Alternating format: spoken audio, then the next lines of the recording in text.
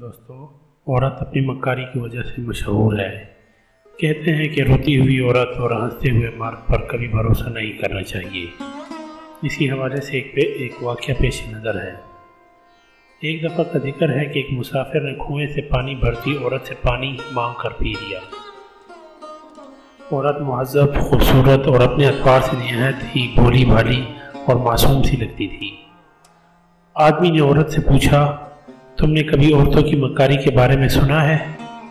مرد کا یہ پوچھنا تھا کہ عورت نے پانی بھرنا چھوڑ دیا اور اتنی اونچی آواز میں رونا دھونا شروع کر دیا کہ گاؤں کے لوگ بھی اس کی آہ پکار سن کر اس کی مدد کے لیے آ جائیں۔ آدمی عورت کی اس حرکت سے خوفزدہ ہو کر بولا، تم ایسا کیوں اور کس لیے کر رہی ہو؟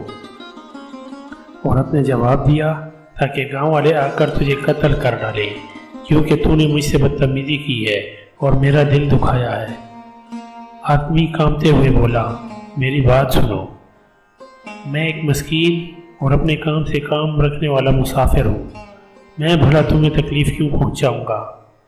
میں تو بس تمہاری معصومیت سے متاثر ہوا تھا تو پوچھ بیٹھا کہ تم نے کبھی عورتوں کی مکاری کے بارے میں سنا ہے یا نہیں۔ تم ایک مہذب اور حسین و جمیل عورت ہو، مگر میں خدا خوفی رکھنے والا انسان ہوں۔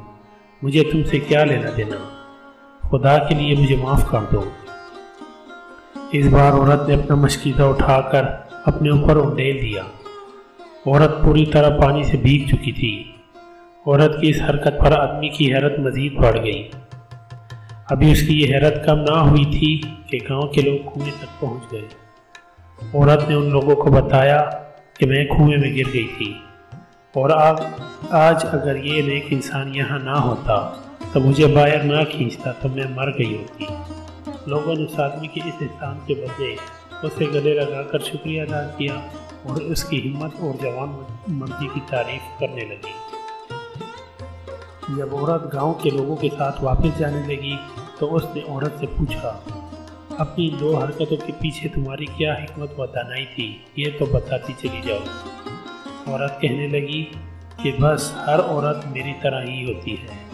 اگر اسے اذیت یا تکلیف دو گے تو وہ تمہیں قتل قرار دینے سے بھی گریز نہیں کرے گی، اور اگر اسے راضی اور خوش رکھو گے تو وہ تم پر اپنی جان نچھاور کر دے گی۔ دوستو، عورتوں سے نرمی میں ہی خیر خواہی ہے۔ آپ کا نرم لہجہ ہی عورت کو اپنا گرویدہ بنا سکتا ہے۔ جیسا کہ ارشاد نبی صلی اللہ علیہ وسلم ہے کہ عورت کو پسلی سے پیدا کیا گیا ہے، اور پسلی میں اونچی پسلی سب سے زیادہ ٹیڑھی ہے۔ پھر اگر تو اسے سیدھا کرنے لگا تو تو اس کو توڑ دے گا، اور اگر یوں ہی چھوڑ دیا تو ہمیشہ ٹیڑھی ہی رہے گی۔ عورت کی خیر خواہی کرو۔ دوستوں، امید ہے کہ آپ کو یہ ویڈیو پسند آئی ہوگی۔ اس ویڈیو کو لائک اور شیئر کریں۔ مزید اچھی اسلامی، تاریخی اور دلچسپ واقعات کے لیے چینل کو سبسکرائب کر کے بیل آئیکن پر کلک کریں۔ آپ اپنی رائے کا اظہار کمنٹ باکس میں بھی کر سکتے ہیں۔ شکریہ۔